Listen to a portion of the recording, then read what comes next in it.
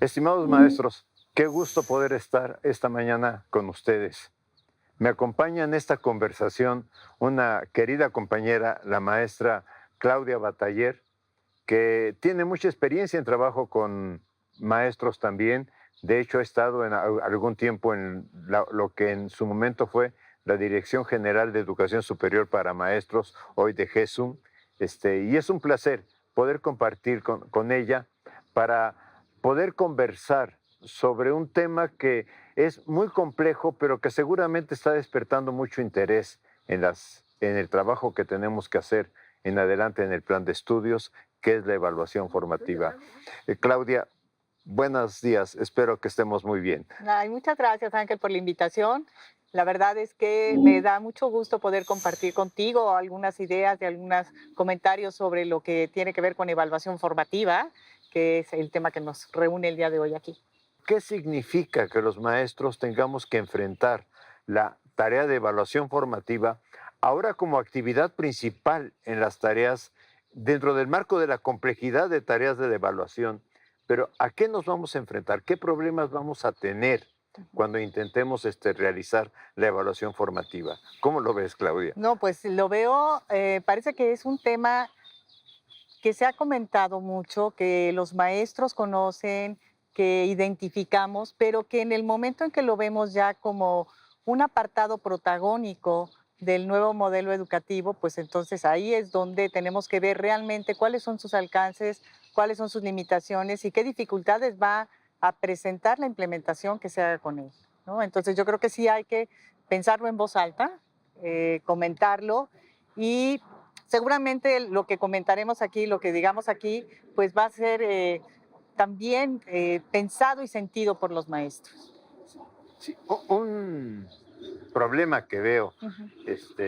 es que necesitamos empezar a diferenciar las fases del plan de estudios, porque no se puede hacer la evaluación formativa igual en la fase 2, en la fase 3, en la fase 4 y 5 o en la fase 6 del sistema educativo. Ujú. No sé si tengas alguna reflexión que ayude a los maestros a decir, a ver, eh, ¿qué podríamos hacer cuando pensamos, por ejemplo, con niños que están en la fase 2 o Ujú. fase 3, donde propiamente el lenguaje oral Ujú. todavía es relativamente complicado, donde el lenguaje escrito es mucho más complicado, pero entonces, ¿cómo hacemos la evaluación Ujú. formativa con ellos? Yo creo que ese es un punto central. No podemos generalizar la evaluación formativa para todas las etapas de desarrollo. Tenemos que recuperar quiénes son nuestros sujetos de aprendizaje. En este sentido, los alumnos pequeños, pues para ellos el dar manifestaciones, el poder expresar, el poder reflexionar sobre su propio aprendizaje, va a ser algo muy concreto, algo muy específico vinculado a el dibujo, el juego, la actividad con los otros. Para alumnos que ya se encuentran en una etapa 4, en una etapa 5, van a tener posibilidades de manifestaciones concretas con productos específicos también y con reflexiones grupales más ricas. Entonces yo creo que por supuesto que la etapa de desarrollo tiene que ver para ver cómo implementamos, qué tipo de productos o de actividades son las que llevamos a cabo para recuperar esa evaluación formativa. No se puede generalizar, hay que tomarlo muy en cuenta eso. Y yo pienso que algo muy importante es que los maestros tengamos en cuenta de que lo que se trata, por ejemplo, en todos los casos de diferente forma, Ujú. es que el alumno reflexione sobre qué está aprendiendo, Ujú. qué dificultades está teniendo en el aprendizaje, pero sobre todo, qué tiene que hacer para mejorar. Ujú. Obviamente el niño de la fase 2 probablemente lo puede expresar en dibujos muy sencillos de qué Ujú. me gustó, qué me gustaría hacer, qué considero, dibujo lo que creo que he aprendido, etcétera. Ujú. Temas que con el alumno de la fase 4, 5 y 6 probablemente tengan que ser más de autorreflexión del estudiante. Y entonces aquí el problema para el docente es saber, ¿y dónde se hace esta reflexión? Ujú. ¿Hay un espacio particular para esta reflexión? Ujú. Y yo creo que, bueno, sí, espacios y maneras, ¿no? Los espacios no se pueden establecer. Si estamos hablando de que la evaluación formativa va junto con el proceso que implica eh, regulación y autorregulación para el niño, no se pueden establecer concretamente algunos espacios ni vincularlos con los ejercicios de examen, sino que tienen que ser mirados de otra manera, ¿no? Tienen que ser pensados también por el maestro, pero también por los mismos alumnos. Yo creo que los alumnos pueden dar evidencias del proceso que están llevando a cabo a partir de las preguntas y buenas preguntas que se les hagan para ver cómo está haciendo el proceso, en qué van, qué se les ha dificultado, qué han resuelto con facilidad y que no lo hagan de una manera individual, sino que lo hagan también de manera colectiva. En este sentido, no solamente se trata de la reflexión del niño en un momento dado, sino de la reflexión con los otros. Y a lo mejor el mismo maestro puede ir seleccionando en qué momento es prudente hacer un alto en el camino, mirar y decir cómo vamos, hasta dónde vamos, qué es necesario mejorar, escuchando a los alumnos y también estableciendo él mismo su voz. Y eso me lleva a la necesidad de que él mismo también haga constantemente un acto de reflexión, de autorreflexión. El maestro que vea si las actividades y los recursos con los que está llevando a cabo el proceso de enseñanza-aprendizaje son los que se necesitan, qué puede mejorar, en qué momento. O sea, de alguna manera modelar con el ejemplo esa reflexión. Si el maestro aprende a reflexionar sobre su propia práctica docente, va a estar modelando a los niños el cómo se puede llevar a cabo un proceso de reflexión. Entiendo que lo que me estás diciendo, que es muy importante, es no hay, digamos, en la planeación didáctica que uno pueda decir, la evaluación formativa va a aparecer en la hora 35 Exacto. o en el minuto 35, etcétera, sino que el maestro tiene que tener mucha sensibilidad para ir viendo cómo va su grupo trabajando, en qué se está comprometiendo y también qué cosas su grupo no está pudiendo realizar. Y en función de ese, yo diría, timing pedagógico, no sé si el concepto lo podamos emplear, el maestro pueda ir diciendo, a ver, detengámonos un poquito y analicemos lo que está pasando.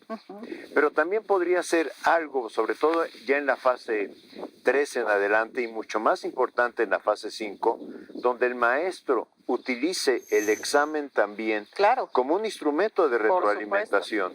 Esto es, sí, el examen, la pregunta 1 la obtuviste bien, la 2 mal, etcétera, pero ahora pensemos, ¿a qué se debió lo que nos pasó con las preguntas? Yo creo que esto que acabas de decir es algo muy importante. No debemos de satanizar los exámenes.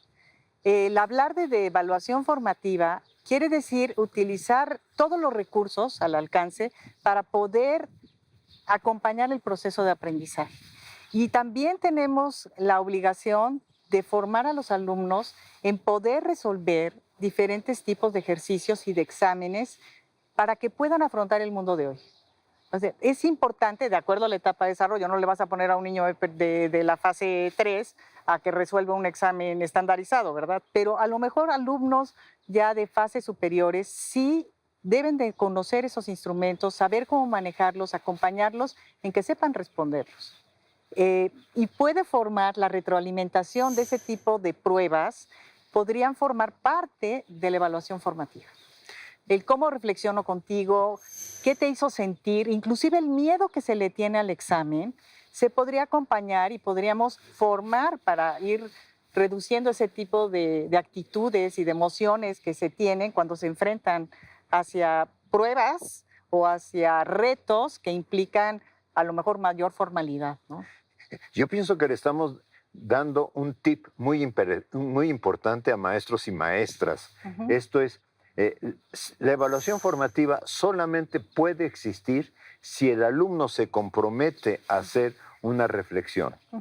Claro que para que el alumno se comprometa a hacer una reflexión sobre su aprendizaje, requerimos también que el maestro tenga la disposición a reflexionar, tenga la disposición a saber que a veces propusimos una actividad y no funcionó, y de alguna forma el no funcionó significa ¿y qué otras cosas podemos hacer? ¿O qué cosas podemos hacer con determinado alumno en virtud de que estamos viendo que no está avanzando al ritmo que nosotros quisiéramos. Pero tiene otro tema importante, que es la evaluación formativa. Mira el proceso, no mira tanto el resultado. Exacto. Sí, eso es algo muy importante.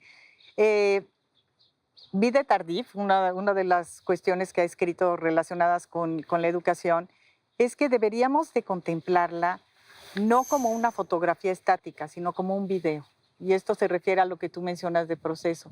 En el video tú ves lo que acontece en un lapso de tiempo, no es un resultado específico. Y creo que esa analogía nos sirve para poder comprender de mejor forma lo que es la evaluación formativa. Y ahora tenemos un problema, o un Entre problemota muchos. muy grande, Ajá. porque resulta que conforme avanzó la escolaridad, Ujú, el niño fue aprendiendo que lo más importante en la escuela ujú. era llegar con una buena calificación a la casa, El número. el número. Ujú. Y aunque hagamos rúbricas, aunque hagamos Sí, da igual. cualquier otro instrumento, al final todo lo traducimos a, bueno, ¿y cuánto me saqué? Ujú, Y le enseñamos al niño desde preescolar que hay estrellitas ujú. para la frente. Y luego le vamos enseñando de alguna manera durante toda su escolaridad. Tú obtienes un número y ese número te dice que es buen alumno o que eres mal alumno. Ujú. Y los padres de familia y los medios de comunicación y las asociaciones civiles están esperando, parece que de la escuela que dé más números y mejores números, Ujú. que preocuparse por qué procesos de aprendizaje tienen sus niños. Totalmente. Existe esta mentalidad numérica. Alumnos de 6 y de 7 están en peligro, ¿no? Alumnos de 8, 9 y 10, entonces pueden ser considerados como buenos alumnos. Entonces, eso es una perversión, porque acabas preocupándote por si vas a tener 8, 9 o 10, ya no por cómo estás aprendiendo o qué estás aprendiendo, sino el número. Pero no solamente es el alumno, que el alumno en el momento en que ya identifica el papel que tiene el número y la calificación, te pregunta, ¿y cuánto me saqué? ¿Y esto cuánto va a valer? Esto cuenta para la calificación. Desde chiquititos ya empiezan a entrar en esta dinámica, pero no solamente el alumno, sino también el maestro.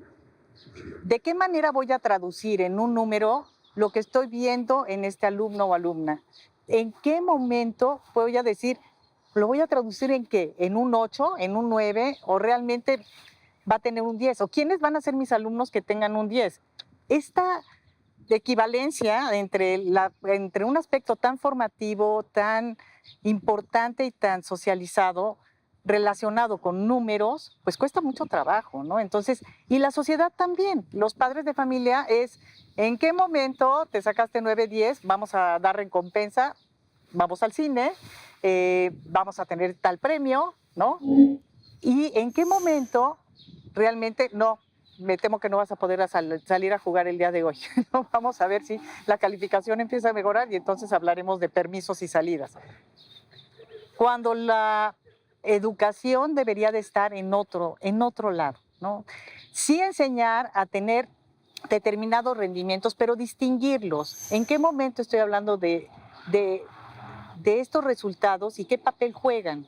Inclusive enseñarles a perder los miedos ante los resultados, ¿no? Entonces, yo creo que son temas que hay que reflexionar, que hay que poner en la mesa y que deben de estar presentes en esta autonomía que se le está dando el maestro para la toma de decisiones en el proceso que él está conduciendo, ¿no? Sí, yo creo que esto es fundamental. O sea, necesitamos que cambie el maestro. Uh-huh. Pero también necesitamos que cambie el alumno. O sea, Claro. que el alumno diga, voy a la escuela a aprender, no voy a obtener una calificación. Pero el otro problema que tiene la escuela es que también necesitamos que los padres de familia, que los medios de comunicación, que la sociedad amplia esté preguntándose, y ahora en nuestras escuelas, ¿qué están aprendiendo los niños? Uh-huh. Claudia, creo que ha sido una conversación maravillosa. Espero que para nuestros compañeros maestros y maestras tenga alguna utilidad. Nos da mucho gusto, me da gusto saludarte, pero nos da mucho gusto saludar a los maestros y maestras por este medio. Claro que sí, y una invitación a seguir pensando sobre este tema. Muchas gracias.